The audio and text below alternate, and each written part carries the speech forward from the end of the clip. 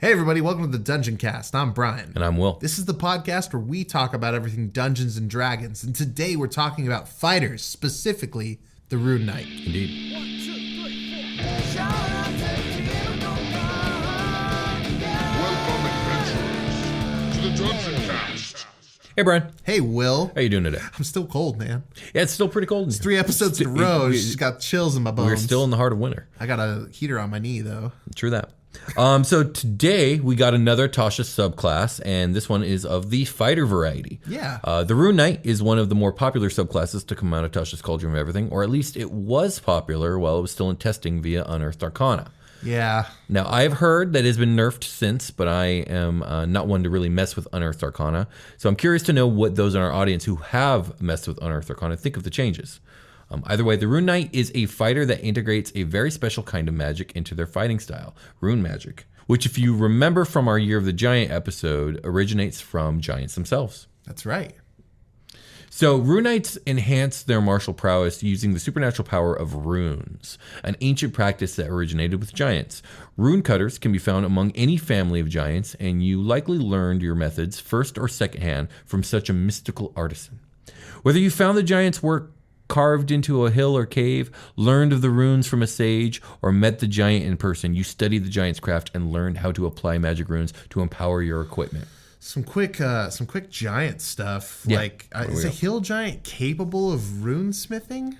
I think an inordinately smart one probably is to a certain degree. Like the high end of a hill giant's Yeah, and capacity. it's probably in a limited fashion. It's probably bad. I know stone giants kind of cap their They're like super good at it. their tunnels are ruined up. Like Yeah, it's all about runes. they're ruining. They're They're ruining ruining your life. They're ruining the Underdark with all their graffiti. I mean, as far as say, the frost giants are probably in the same category as the hill giants. Like they probably barely do it. Yeah, they do some snow But runes, some frost runes. some trap runes. Sure, absolutely.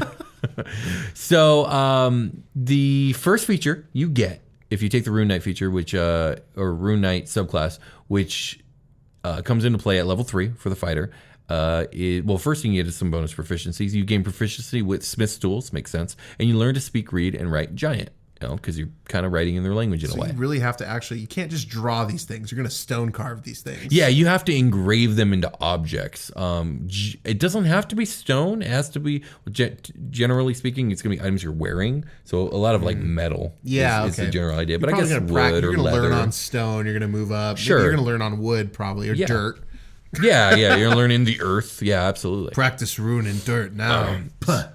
So you also get a feature called Rune Carver. You can use magic runes to enhance your gear. You learn 2 runes of your choice from among the runes described below. And each time you gain a level in this class, you can replace one rune you know with a different rune from this feature. When you reach certain levels in this class, you learn additional runes as shown in the runes known tables. So essentially, at their level it's 2, at 7th level it's 3, 10th level it's 4, and at 15th level it's 5. That's some rough scaling.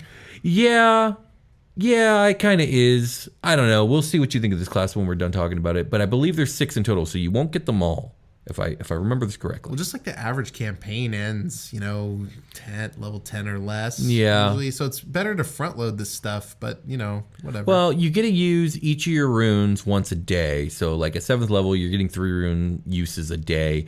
On top of you also get other rune type stuff that you do that isn't necessarily your runes. We'll talk about it in a minute. Let's learn more about it. Yeah. So whenever you finish a long rest, you can touch a number of objects equal to the number of runes you know, and you inscribe a different rune onto each of the objects. To be eligible, an object must be a weapon, a suit of armor, a shield, a piece of jewelry, or something else you can wear or hold in a hand. Okay. Your rune remains in an object until you finish a long rest, and an object can bear only one of your runes at a time. So you have your set objects and you wake up in the morning and you rune them all, basically? Yeah, basically. And you could change it up as needed, but yeah, you probably have your go-tos. The following runes are available to you when you learn a rune. God, do not play a drinking game where you take a shot every time I say the word rune, because you will die. Or indeed. Or indeed. But in this Mostly episode, rune. this time. The following runes are available to you when you learn a rune. If a rune has a level requirement, you must be at least at a level in this class to learn the rune. If a rune requires a saving throw, your rune magic save DC equals 8 plus your proficiency plus your constitution modifier. You have found a rune stone. It's very true. I'm actually going to play that game very soon. I'm very excited about it. Midway Games. Absolutely. So the first of these runes that you can learn is called Cloud Rune. This rune emulates the deceptive magic used by some cloud giants. While wearing or carrying an object inscribed with this rune, you have advantage on dexterity, sleight of hand checks, and charisma deception checks. Nice. In addition, when you or a creature you can see within 30 feet of you is hit by an attack roll, you can use your reaction to invoke the rune and choose a different creature within 30 feet of you other than the attacker. The chosen creature becomes a target of the attack using the same roll. This magic can transfer the attack's effects regardless of the attack's range. Once you invoke this rune, you can do so again. You can't do so again until you finish a short or long rest. Okay. So technically, obscurity with clouds, cloud magic, like yeah, a little cloud that's the ghost comes idea out, here. attacks another homie or whatever. Well, basically, so the attack affects someone else. Right. So yeah. attack against one homie, you can make it go to a different homie. Yeah. Or yourself, I suppose. Sure. It's a way to tank off hits from other creatures, so it's useful if a little strange. Mm-hmm. I don't know. Yeah, I don't know what the damage mitigation has to do with clouds or cloud giants. Because we were trying to draw the parallels with the runes before this episode. Yeah. And so I was I have going to try problems to with hit these on runes. that. Yeah. And so do I. We'll talk about it as we keep going. Yeah, Trying to put a magnifying glass on it. Yeah, for me, it's just like these runes, because they're tied to giants, they are also kind of tied to like elements in a way. And Sure. so it's like they should do elementy things. Elementy. And neither of these are very elementy. Yeah. So That's my favorite flavor of gum. Elementy. Yeah. So like there's a cloud one because there are cloud giants. Yes. Yeah. So maybe like, I don't know, man. I'm not even going to try to justify it. Let's just move on. All right, next is Fire Rune.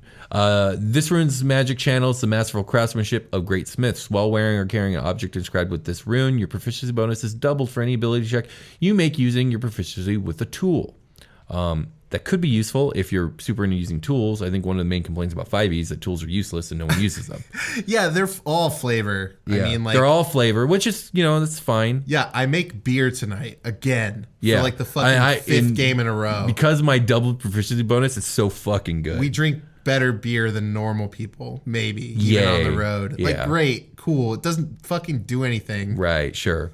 So in addition, when you hit a creature with an attack using a weapon, you can invoke the rune to summon fiery shackles. Nice. The target takes an extra 2d6 fire damage and it must succeed on a strength saving throw or be restrained for 1 minute. While restrained by the shackles, the target takes 2d6 fire damage at the start of each of its turns. The target can repeat the saving throw at the end of each of its turns, banishing the shackles on a success. Once you invoke this rune, you can't do so again until you finish a short or long rest. So, I mean, that seems cool. yeah, that's pretty cool. I mean, that is directly useful, and it is fiery. The passive is kind of lame, but I mean, it's a useful ability, I guess. Yeah. And again, you can actually. I earlier had said you can use them X amount of times per day, but really, if you take multiple short rests in a day, you get even more uses of these runes. That's true. Okay, so you could mix it up. You could. Warlock style. Right. Next is Frost Rune. This rune's magic evokes the might of those who survive in the wintry wilderness, such as frost giants. While wearing or carrying an object inscribed with this rune, you have advantage on animal handling checks and intimidation checks. Yeah. Okay. Now with the context read there, Shouldn't it be maybe survival checks instead of animal handling checks if we're trying to go with survival? I'm thinking more like like a team of dogs or like whatever survival animal you have out there. Yeah. Like, I mean, frost giants are, what frost giants do, right? They beat the shit out of their pets. We covered that in the frost giants episodes. it's not good. Frost giants are Animal handling. They're huge pieces of shit. Yeah, they're handling that animal. Yeah, they certainly are. Somebody call PETA on Wizards of the Coast. Absolutely. No, don't do that. They'll get all fucking serious about it. Yeah, absolutely. That's true too. In addition, you can invoke the rune as a bonus action to increase your sturdiness. For 10 minutes, you gain a +2 bonus to all ability checks and saving throws that use strength or constitution. Once you invoke this rune, you can't do so again until you finish a short or long rest. Now, this is not that useful because there aren't a lot of strength there are con saving throws. So there's that. There's almost no strength saving throws. So that's not very useful. Ability checks are cool. But if you're already a strong rune knight, you probably don't need that +2 your strength ability check. Maybe you're multi-classing bard and you need this rune to make you sturdy. Maybe. Next is the stone rune. This rune's magic channels the judiciousness associated with stone giants. While wearing or carrying an object described with this rune, you have advantage on wisdom, insight checks, and you have dark vision out to a range of 120 Whoa, feet. dark vision? Oh, fuck. Who cares? So depending on your race, this probably doesn't matter because you probably already have dark vision. Did you guys watch the State of 5e episode? The comments are wild. Yeah, they're pretty interesting. In addition, when a creature you can see ends its turn within 30 feet of you, you can use your reaction to invoke a rune and force the creature to make a wisdom saving throw. Unless the save succeeds, the creature is charmed by you for 1 minute. While charmed in this way, the creature has a speed of 0 and is incapacitated, descending into a dreamy stupor. Okay. I guess that has to do with how the stone giants view people who live above, or they're living in the dream. Yeah. The creature repeats the saving throw until on the end of each of its turns, ending the effect on a success. Once you invoke the rune, you can't do so unless you get a short or long rest. It's really true of stone giants is like art imitates life, life imitates art, magic imitates thought. Sure. Schools of thought. Yeah. Okay. Yeah. Hill rune is the next one. The rune's magic bestows a resilience reminiscent of a hill giant. While wearing or carrying an object that bears this rune, you have advantage on saving throws against being poisoned. You have resistance against poison damage. It's pretty situational. Yeah. At the lower levels, poison is better. Yeah. So that's okay. In addition, you can invoke the rune as a bonus action, gaining resistance to bludgeoning, piercing, and slashing damage for 1 minute. Now, that is useful because it's non-specific whether it's magical or not. Once you invoke this rune, you can't do so again. So like that's like a barbarian feature right there. Yeah, definitely. Which is useful for a frontliner fighter. That is a good so far effect. We got shackles, sleepy stupor, and this move. Yeah. And next we have storm rune. Using this rune, you can glimpse the future like a storm giant seer. While wearing or carrying an object inscribed with this rune, you have advantage on intelligence, arcana checks, and you can't be surprised as long as you aren't incapacitated. The surprising is, I guess, kind of useful if you're being ambushed. So again, you have to like predict that that's a possibility. That's so weird. Like, there's not surprise rounds in 5th edition, like officially. Like, there's no such thing as a surprise round. Well, the surprise round is like everyone acts before the rounds begin. Everyone who's involved. Yeah. Everyone who's not surprised. Okay. Gets to act. Yeah. All right. So like not technically, but yes, there obviously is. Yeah. Okay. So weird. In addition, you can invoke the rune as a bonus action to enter a prophetic state for 1 minute, or until you're incapacitated. Until the state ends, when you or another creature you can see within 60 feet of you makes an attack roll, a saving throw, or an ability check, you can use your reaction to cause the roll to have advantage or disadvantage. Once you invoke this rune, you can't do so again until you finish a short or long rest. I mean, that's cool. useful. I mean, invoke like, advantage, disadvantage. Isn't there a warlock thing that does this? No, it's kind of different, huh? Yeah. Okay. You get another feature at level 3. Yeah, we're still on level 3 features, guys. Oh my gosh. Giant's Might. You have learned how to imbue yourself with the might of giants. As a bonus action, you magically gain the following benefits, which last for 1 minute. You get so big. Oh, you do! You do. You really do. Yes. If you are smaller than large, you become large, along with anything you are wearing. If you lack the room to become large, your size doesn't change. You have advantage on strength checks and strength saving throws. Once on each turn, one of your attacks with a weapon or unarmed strike can deal an extra 1d6 damage to the target on a hit. You can use this feature a number of times equal to your proficiency bonus, which is, like goes up. It starts with 2 and goes up. This is actually a good Yeah. feature. Okay, Yeah. because that's better than the enlarged spell is an extra D4 on your weapon. Oh, okay, yeah, so it's better. And regain all expended uses of it when you finish a long rest. I like that. Yeah, no, that's your bread and butter. This is your bread and butter. Which is weird because Just getting huge. It doesn't actually say anything about runes. Is the funny thing about this being your bread and butter as a rune knight. Oh yeah, You just can do it. It You doesn't just say get anything about big. runes. Yeah, Come on, there's got to be a rune involved, right? There should be. Yeah. You get a feature at level 7 called Runic Shield. You learn to invoke your rune magic to protect your allies. When another creature you can see within 60 feet of you is hit by an attack roll, you can use your reaction to force the attacker to re-roll the d20 and use a new roll, or the new roll. You can use this feature a number of times equal to your proficiency bonus, and you regain all expended uses when you finish a long rest. Now that's just useful, especially as someone who is in MMO turns the tank. You know, Yes. you're trying to Absorb the blows. absorb blows or dissuade blows from happening to people that aren't you. If that's how you're playing this fighter, this is a great feature for that. Yes. Because you're stopping. You're doing two things. If the enemy is going for someone else, you are bringing in the chance that they'll miss, and because you can do that, you're dissuading them from attacking other people. Because why do that when they should probably go for you? Stop you from doing that. Yeah, and if you're enormous, if you become size large, like you're going to be drawing aggro, so it's great to have a way to sort of mitigate attacks. Mm-hmm. And then you could just pull that for whatever you needed. This is good. This is a good combination. Right. At level 10, you get the feature called Great Stature. The magic of your runes permanently alters you. When you gain this feature, you roll 3d4. You grow a number of inches in height equal to the roll. Say what? So Permanently? That's anywhere from 3 to 12 inches. So you could grow a whole foot. If you're like 7 feet, you could be 8 feet tall now. So it just does. This is just you You level just grow. up and then you grow. Yeah. And then that's it. Well, no, there's more. But wait, there's more. Moreover, the extra damage you deal with your Giant's Might feature increases to a D8. Cool. Okay. Again, back to the giant thing being your bread and butter. Yeah. You get bit by a radioactive giant. Yeah. At level 15, you get the feature called Master of Runes. You can invoke each rune you know from your rune carver feature twice rather than once, and you regain all expended uses when you finish a short or long rest. So now you can double it up. That's pretty cool. Level 15, you're pretty up there to get this feature, but it's still nice, I suppose. Yeah. It's how do we rank this on a level 15 sort of? Yeah. It's okay. Seems good. It would be great if the rune carver feat was better. Yeah. So there's that. All right. Finally, at level 18, you get Runic Juggernaut as a feature. You learn how to amplify your rune power transformation. As a result, the extra damage you deal with the Giant's Might feature increases to a D10. Moreover, when you use that feature, your size can increase to huge, and while you're at that size, your reach increases by 5 feet. So you could basically become a giant at level 18. Yeah. You are a giant now. You get more giant. The further you level into this, like when you hit level 20, you just are a giant. Like just grab a monster stat block. Yeah, basically. I mean, no, you're better than a giant because you're a giant with a character class. So right. You're doing fighting. You probably have more HP. No, that's not necessarily true. But no, not necessarily. Your AC is probably better. No, that's not necessarily true either. But it could be. Both those things could be true. Yeah.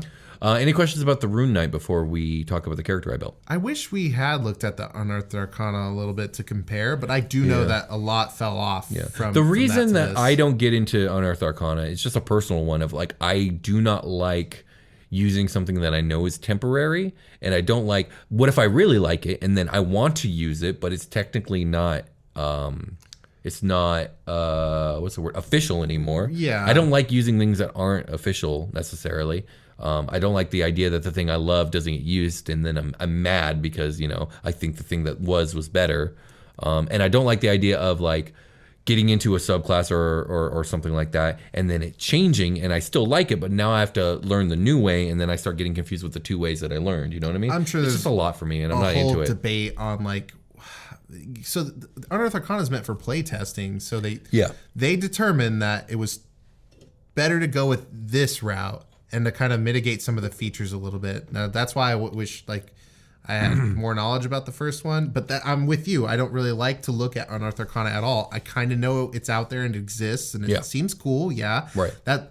That sounds awesome. Is basically what I say every time I hear about Unearthed Arcana. Exactly. It's like also that's like way too broken almost every time I hear about yes, some that's shit. true. And it always gets scaled back. It follows the same pattern. Yeah. From my point of view. It's like here's something cool to get people hype, and then it's like a disappointment when it there's a lot of outrage and vitriol. It's your true. game master, your DM could just be like, no, you can't have an Unearthed Arcana at this table. Like we're gonna play a balanced game. Yeah, that's true. That's true. And that's usually what I do is I just don't want it at my table because I don't have time to deal with the consequences of it. But that's just me, and I understand the appeal. It's just not for me. Yeah, like if I allow this at my table, am I responsible for rebalancing it myself? Pretty much, you really are. Table that are playing official which content? can lead to issues because people will be like, oh, but it's written like this. Yeah, or are we all playing an Unearthed Arcana game and like who knows what the fuck could happen because like that shit's literally exists to be play tested so they can figure out how to write it for official. Right, exactly. It's a messy situation. I wish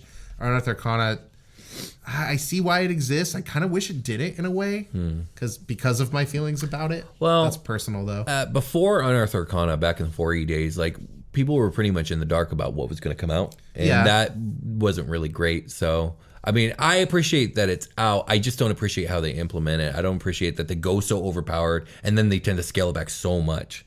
Yeah, wouldn't you think it would be the other way around, or it's like, let's kind of meet a middle ground, or like a lower end? And then scale it up to meet what it could, like the potential here? I don't know. I think the thing is that the complaint I see from people who do use it and get mad later is that the thing that ends up becoming official doesn't really resemble the thing that they loved in the first place. Right, yeah. There was something really cool about this thing that they stripped it. And it was probably too good, to be honest. But yeah, I could see why, like you dangled the carrot out in front of me and the carrot wasn't really ever there.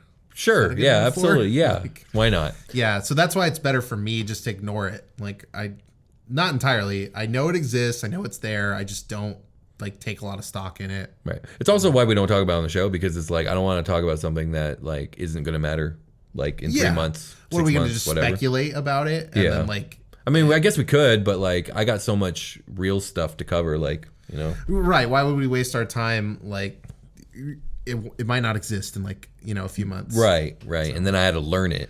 Yeah, because I mean, granted, I'll probably forget it at this point because I hardly remember this stuff because it's just so much at this point. I guess the Unearthed Arcana is like still there, and if you really wanted to use some of the you could still use it. Like no one's gonna stop you. Well, somebody like you got to discuss that with table, your DM. Right? So somebody could stop you, but right. like if it's your table and you guys talk about it, right? Like the same old thing we are always harping on. Yeah, I don't know. Do you want to talk about the character you built? Yeah, sure. Okay. Right. We've returned. Indeed, we have. Welcome back, Will.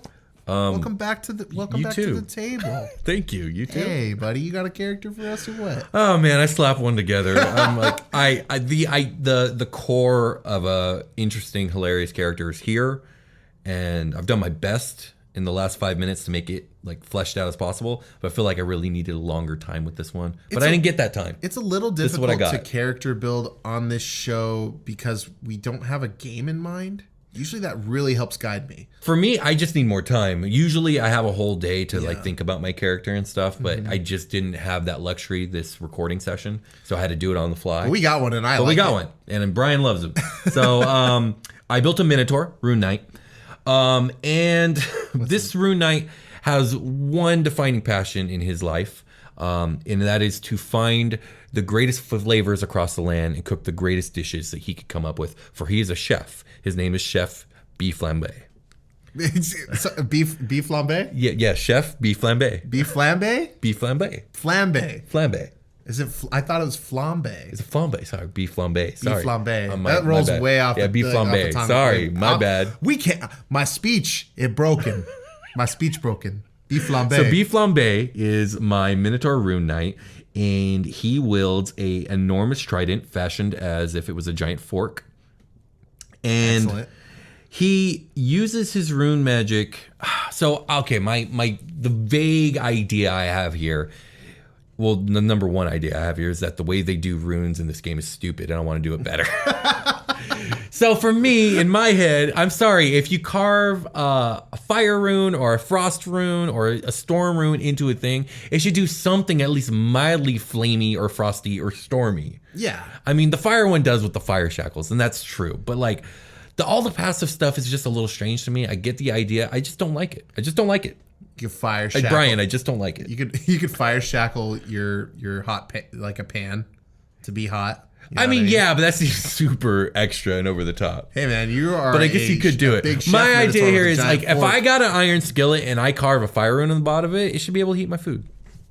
That's just how I feel. Hey, if I was running this game, I'd give that one the A-OK. Well, buddy. Cool. Thank you. I appreciate that. So my idea here is that Beef Flambe uses his runes and integrates them into his cooking, whether it's using a frost rune to chill food and make some ice cream, which, was a luxury that most people probably never tried. Some fucking liquid nitro, some cream exactly, right there. Yes, that's hardcore, exactly. Dude. I love that. And I don't know, like maybe you could do something special with the storm, like with lightning. Like I don't know if like Shocking food. Yeah, that's not really cooking. It's good soup. Good soup. What? The Adam Driver meme? Oh my god, No, I can't do this with you right now. No, I have no idea what you're talking about. Jesus. It's But, Adam okay, Driver. maybe you know who Adam Driver is, right? Yes, he's a person. He's an actor. Yeah, so he did this bit. Yeah. I'm not even gonna get. The meme is him sitting at a diner table. And Yeah. he's got a bowl of soup in front of him. He takes a bite and he's like, "It's good soup," and it memed. You know what? It sounds dumb, but okay. It's my whole life. I'm sorry, man. It's my whole life. You're shitting on it. I'm sorry. I'm sure it's very funny. I'm looking it up right now. I'm sure it's very, Looking very it up funny. on camera. Okay. Jesus. Maybe it could be like some sort of like pseudo magical microwaving with the storm stuff. I was like, is it a storm, like a soup, like a tornado? I don't know. Yeah, I don't know. Hang on, let me look up good soup. Okay. Well, you keep talking. Anyways, he fights with a giant fork. He has the piercer feat, so he pierces real good. Basically anything he kills that isn't sentient, he attempts to cook. And he goes from giant community to giant community, learning more about their culture, about the runes, and most importantly, about what they cook and how they cook it. And so he is keeping a book of dishes that he is cooking. Or showing me a meme. Why is that a meme? Just keep talking. Okay. Let's move on. I'm so upset. Really, that's all there is to him. Like, he gets real big because he learned it from the giants, and he's real big and strong because he eats so good. Oh, he's cooking for giants? He cooks for giants. He learns cooking from giants. For giants, by giants. Yes. From giants. And it's made him giant. With giants is giant. Yes. I got you. Yeah. And also, his runes work differently because those are dumb. And he can carry like twice his load capacity because he's a minotaur or whatever, right? I don't think minotaurs actually get that as a feature. I think that is bummer. a Goliath feature. Also a Firbolg feature. I think a bugbear feature too. Yeah, that sounds about right as well. Let me see. It's like 500 pounds or whatever. Yeah, he gets hammering horns, goring rush, and imposing presence from being a minotaur. So he can intimidate. He can gore people with his horns. And he can immediately hit a creature with a melee attack as part of an attack action. On his turn, he can use a bonus action to attempt to shove that target with their horns. So, Nice. yeah. Okay. Yeah. I must be thinking of the monster stat block, huh? With the labyrinth like memorization. Maybe, but I don't. Again, I don't remember that from Minotaurs, but maybe. Well, that's got to be a thing, right? Like. What, the carrying capacity? What? No. The memorizing like. Oh pathways and shit? yeah. Is That's a monster stop actually. Oh, okay. It was like getting them mixed up. Oh, and he has, of course, the chef feature. So What? you gain a bonus to either con or wisdom. I think I chose constitution. Proficiency with cooking utensils, and can prepare food that allows creatures to regain additional hit points when taking a short rest, as well as gain temporary hit points after a long rest. So yeah, he's always cooking it up for his allies. He's a joy to have around, and he just does it in a weird special way the giant showed him. A weird special way. Ah! Chef Beef Flambe. I'm messing around. I'm pulling out. I have the Heroes Feast book. I should have got it earlier, but I'm destroying things in the studio to get it. All right, here we go. Did you know that there is a D&D drinks book, like a drink cocktail? There's a lot of them in here. Oh, okay, I didn't know. Yeah. There's a grip of them, just a gang of them. I haven't really opened it too often. There's candied bacon. I'm looking at candied bacon right now. What else we got? I need to see. Here's like the cocktails, concoctions. Yeah. So we got. Let's see. Halfling uncommon cuisine 147, and then elixirs and ales is 179. So let me go to 147 because they were like split up by race. I don't know if you saw. There's like cuisine of humans and half elves and stuff like that. Did they have one of giants? Well, see, that's the thing is no. They had unusual cuisine. Okay. Which was page 179, right? So let me go to here. Let's see. Here. Bitopian shepherd's bread. Perhaps no cuisine among the plains could be more otherworldly than that of the Asimar. the far-flung descendants of Celestials, but even Aasimar are half-human, and their need for mortal sustenance is why many believe the bread recipe common to the Twin Paradise is ultimately Aasimar in origin. The spiced bread served in thick slices is made from grains imbued with grated carrots and rich chunks of almond. See, this is the type of shit that you need to get into right now to like get this character right. I was trying to think of how I'd use the stone rune right now while you were talking, and I mean, they're stone ovens, right? You can cook bread in stone ovens. Maybe he carves a stone rune on the stone oven while he's cooking the best bread. And just combo like a stone and fire rune in there. Yeah, stone, fire, and like bam, he bakes the best bread. Just grind up whatever you find. We got fried fingers, a dish popularized by lizard folk of Salt Marsh, where it was commonly prepared with humanoid parts instead of poultry. Yeah, so he avoids that. Wild stuff. This is a great book, and if you're going to be surrogate steaks, if you're going to be doing a chef feature, or a chef like character, I highly recommend the Heroes Feast book.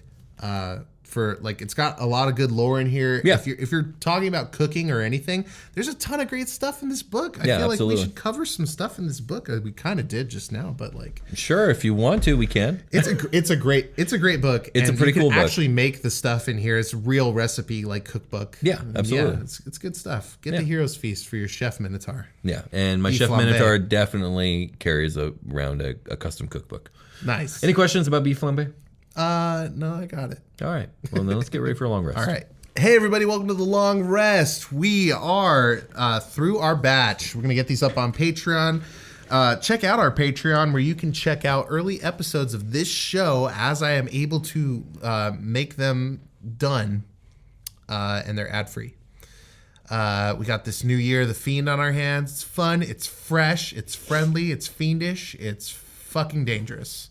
Indeed it is. Yeah. We got a TikTok, a Twitter. We got Graham.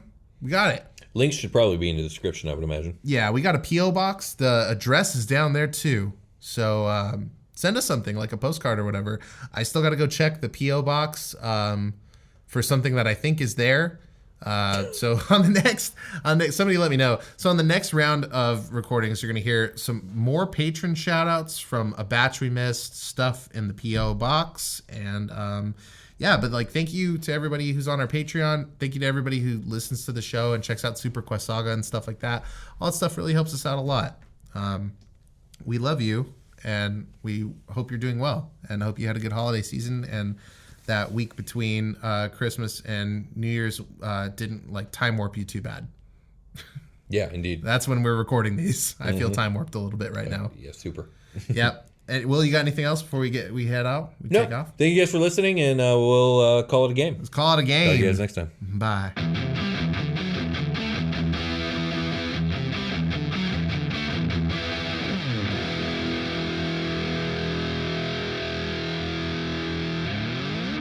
The Dungeoncast.